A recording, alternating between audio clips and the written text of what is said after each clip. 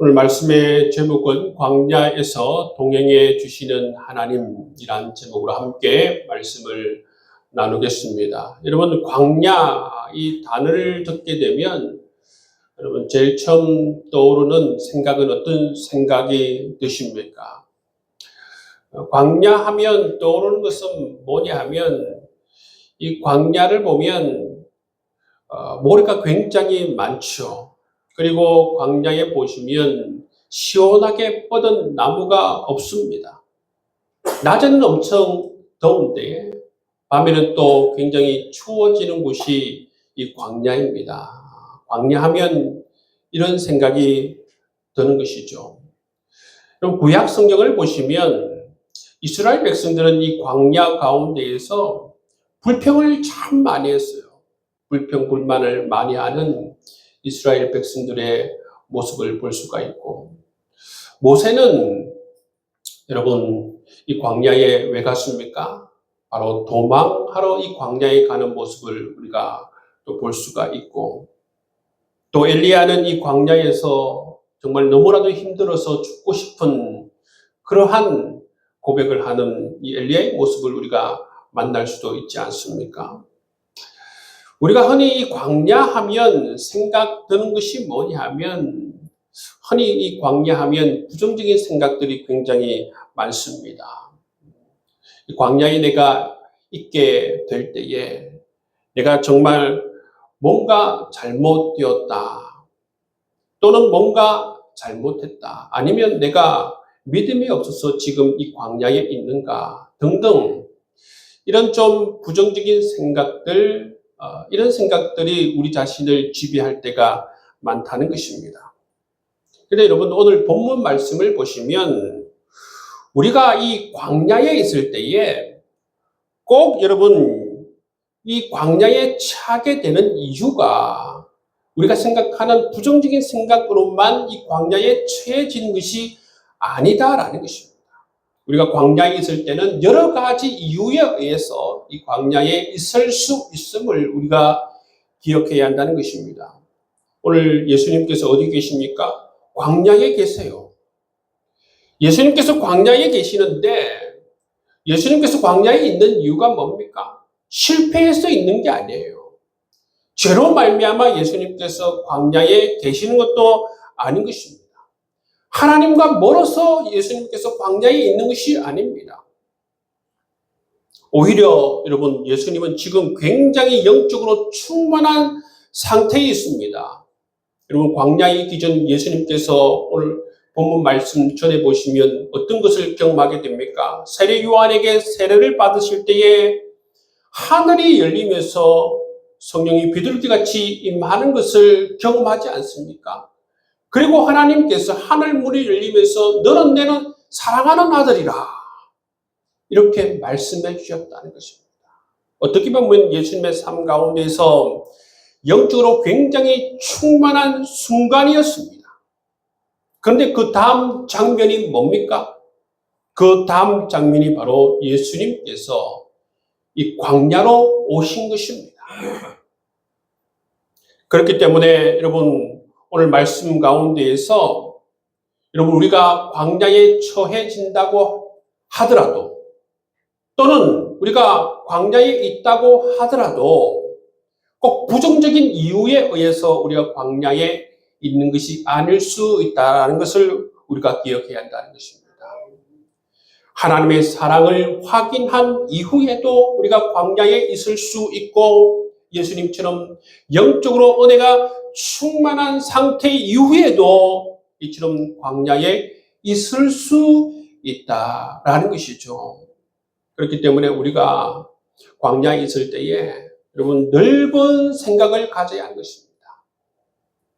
좁게, 정말 어떻게 보면 욥의 친구들처럼 네가 잘못했기 때문에 네가 지금 고난을 당하는 것 아니냐, 네가 잘했으면 하나님과 가까웠으면 네 삶에 왜 이런 고난이 있느냐, 이런 좁은 생각, 협소한 생각을 가지고 자기 자신을 바라보면서 자기 자신을 정죄할 것이 아니라, 여러분 우리가 광야에 있을 수 있는 다양한 이유가 있을 수 있고, 그런 하나님의 생각과 하나님의 뜻을 물으면서 우리가 광야에서 시간을 잘 보내는 것이 필요하다라는 것을 기억할 수 있기를 주의 이름으로 축복합니다.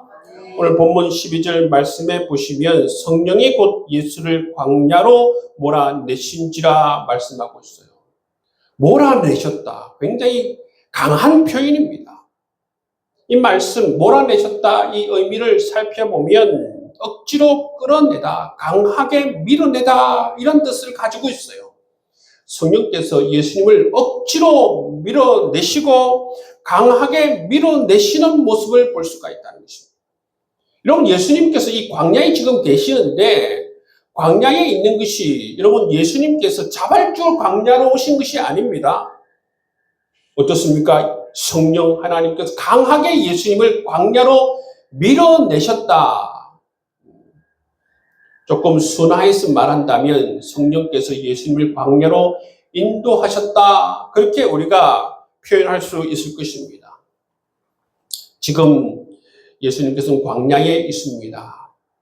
이 광야에 있다라고 하는 것이 하나님의 계획 밖에 있다라는 그런 뜻이 아닙니다.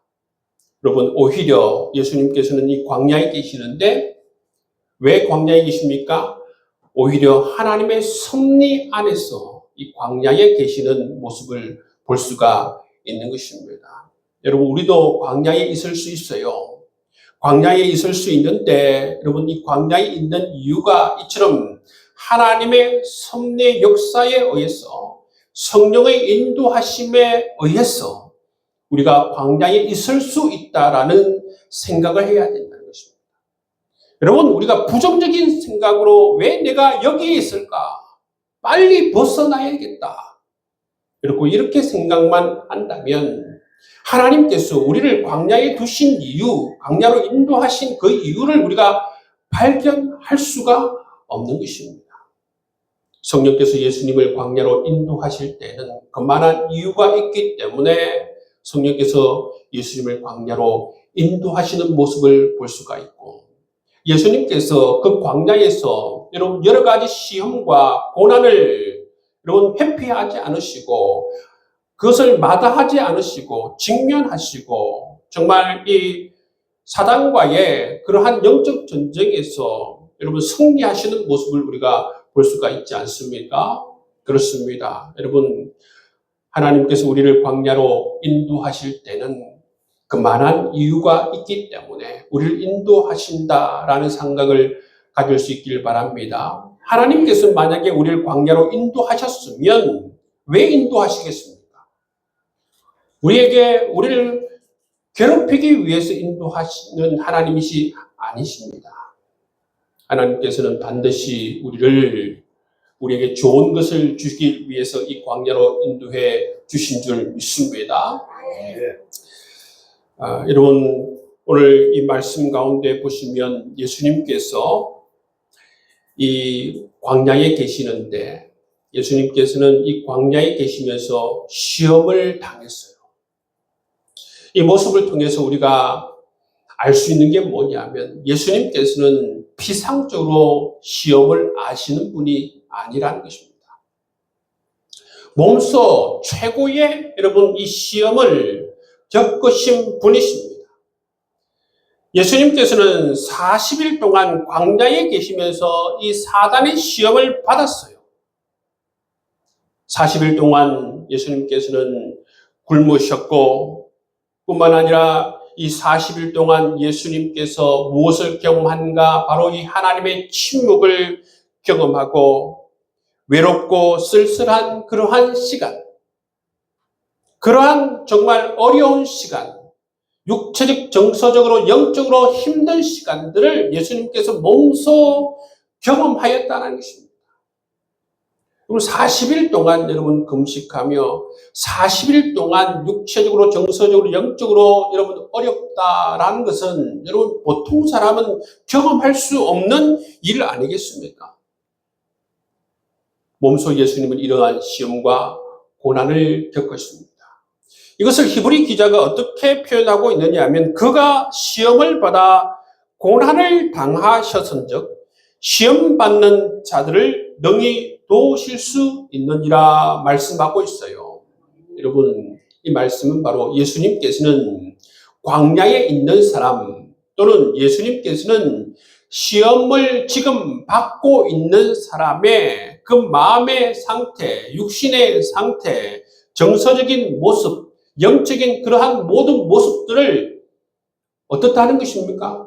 모든 것을 잘 알고 계신다는 것입니다. 그 심리를, 그 감정을, 그 상황을 예수님께서는 누구보다도 잘 알고 있다라는 것이죠. 왜냐하면 몸소 그것을 겪으셨기 때문인 것입니다. 이것이 우리에게 정말 크나큰 위로가 되신다라는 것입니다. 예수님께서는 말로만 힘내라 하시는 분이 아니십니다. 왜 그러냐면 이 모든 것을 다 겪으셨기 때문에 그렇습니다. 우리가 광야에 계실 때에 예수님께서는 우리에게 나도 그 마음 안다. 너의 그 힘듦을 안다.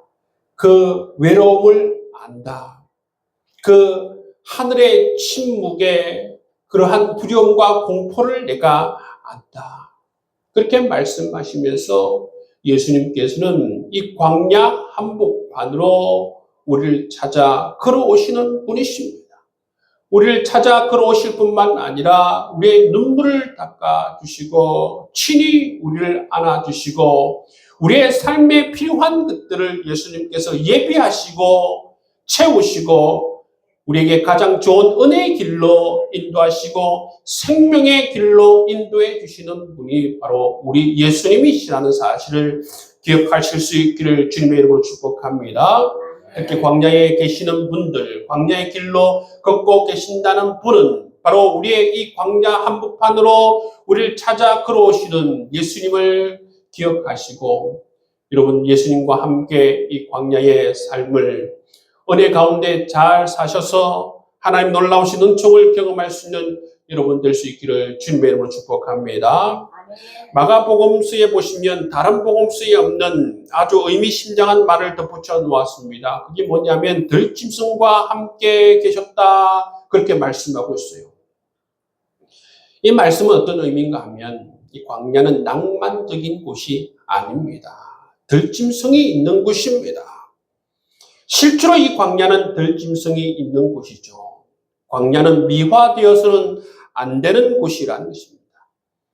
들짐승이 어떤 존재들입니까? 굉장히 위협적인 존재이고 공포스러운 존재이고 우리 생존에 위협을 가할 수 있는 존재입니다. 여러분 이 들짐승은 상징적으로 성경에서 이야기할 때는 혼돈과 폭력과 이 사단의 세력을 의미하기도 하고 인간의 존재를 위협하는 그러한 존재들을 의미하기도 합니다. 이처럼 광야는 안전한 곳이 아닙니다. 위험한 곳이고 위협적인 곳이고 우리 인생을 힘들게 하는 곳이 이 광야라는 것을 우리에게 말씀해 주고 있습니다. 이 광야는 이처럼 여러분 고난이 있는 곳입니다. 아픔이 있는 곳이고 힘듦이 있는 곳입니다. 그런데 여러분 이 들짐승과 함께 계시니 말씀하시고 그 다음 이 마가는 조용히 무엇을 덧붙입니까? 천사들이 수종 들더라 말씀하고 있습니다. 이 광야는 여러분 들짐승이 있는 곳이지만 또 누가 있는 곳임을 우리에게 말씀해 주고 있습니까? 천사들이 있는 곳이다. 천사들이 수종 드는 곳이 이 광야다 우리에게 말씀해 주고 있습니다. 여러분 하나님을 믿지 않는 사람, 하나님의 말씀이 없는 사람들은 천사들이 나를 도와주는 것을 믿지 않습니다. 뭐만 바라봅니까? 들짐승이 우글거리는 광야만 바라봅니다.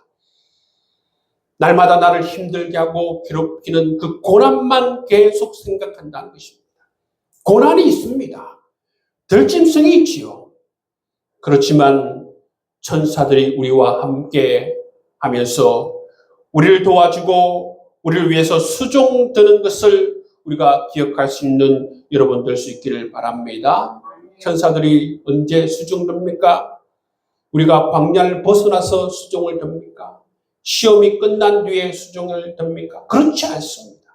광야에 있을 때에, 시험을 당할 때에, 고난을 겪고 있을 때에, 사단이 우리 가운데 역사할 때에 천사들이 우리를 도와주고 이 고난을 벗어날 수 있도록 우리를 인도해 주신다 말씀해 주고 있다는 것입니다. 수종된다는 것은 여러분 단순히 광야에서 음식으로 우리를 허기를 채워준다라는 그런 의미가 아닙니다. 우리를 영적으로 충만하게 하나님께서 인도해 주시고 하나님을 신뢰하는 마음, 하나님의 임재를 경험하게 하시고 하나님께서 이 모든 상황 가운데에서 우리를 친히 도우신다라는 그러한 말씀들, 믿음들 가지게 하시고 뿐만 아니라 하나님께서 정서적으로 우리를 사랑해 주심을 경험하고 우리 모든 것을 채워주시는 하나님을 경험하게 인도해 주신다. 그러한 복합적인 의미를 가지고 있다는 것입니다. 우리가 여기서 붙들어야 할 말씀은 뭡니까? 하나님은 우리가 시험 당할 때에 저 멀리 물러나시는 분이 아니시라는 것입니다. 근데 여러분 우리는 이 광야에 처해지게 되면 고난 가운데 있게 되면 종종 이 말씀과 동떨어져서 반대로 여러분 생각할 때가 많습니다. 환경에 사로잡혀서 그 환경에 의해서 생각할 때가 많습니다. 그래서 우리는 시험이 오니까 하나님께서 날 떠나신 모양이다. 이렇게 힘든 걸 보니까 하나님이 나를 버리신 것 같다. 여러분 이런 생각을 하게 된다는 것입니다. 여러분 시험은 하나님의 부재를 의미하는 것이 아닙니다. 시험은 하나님이 나를 버리신 것을 의미하는 것이 아닙니다. 시험은 하나님이 나를 사랑하지 않는다는 것을 말하는 것이 아닌 것입니다. 여러분 이 광야에서 들짐승도 우리와 함께 하지만 뭐라고 우리에게 말씀하고 있습니까? 천사들이 우리를 수종들더라 말씀하고 있습니다. 이 말씀을 꼭 기억하실 수 있기를 바랍니다. 그렇기 때문에 광야에서 시험을 받는 것은 오히려 우리가 하나님의 놀라우신 은혜와 사랑을 경험하는 자리다라는 것을 우리가 기억하실 수 있기를 주의 이름으로 축복합니다. 뿐만 아니라 우리가 이 광야에 있으면서 잊지 말아야 할 말씀이 있습니다. 고린도전서 10장 말씀입니다. 하나님은 미쁘사 너희가 감당하지 못할 시험을 허락하지 아니하시고 시험 당할 즈음에 또한 피할 길을 내사 너희로 능히 감당하게 하시느니라. 이 말씀을 보시면 하나님께서는 감당하지 못할 시험을 허락하지 아니하신다 말씀하세요. 뿐만 아니라 여러분 시험 당할 점에 또한 피할 길을 내사 능히 그 시험을 감당할 수 있도록 인도하시는 분이시다 말씀하고 계신 것입니다. 여러분 이 말씀을 꼭 기억하실 수 있기를 바랍니다. 하나님의 말씀을 믿음으로 말미암아 여러분 고난을 이기고 시험을 지혜롭게 이겨나갈 수 있는 그러한 우리 귀한 성도님들 될 수 있기를 주의 이름으로 축복합니다. 뿐만 아니라 여러분 이 시험 앞에서 고난 앞에서 정말 내가 감당할 수 없다 이렇게 말하는 것이 아니라 하나님께서 은혜를 주시면 능력을 주시면 내가 감당하지 못하는 시험이 없다. 반드시 이 시험을 내가 이겨나가리라. 하나님과 함께 넘어가리라. 그런 믿음의 고백을 하며 살아갈 수 있기를 주의 이름으로 축복합니다. 아멘. 여러분 혹시 지금 광야에 계시는 분 계십니까? 이 광야는 실패의 자리가 아닙니다. 광야는 하나님께서 멀리 있는 자리가 아닙니다.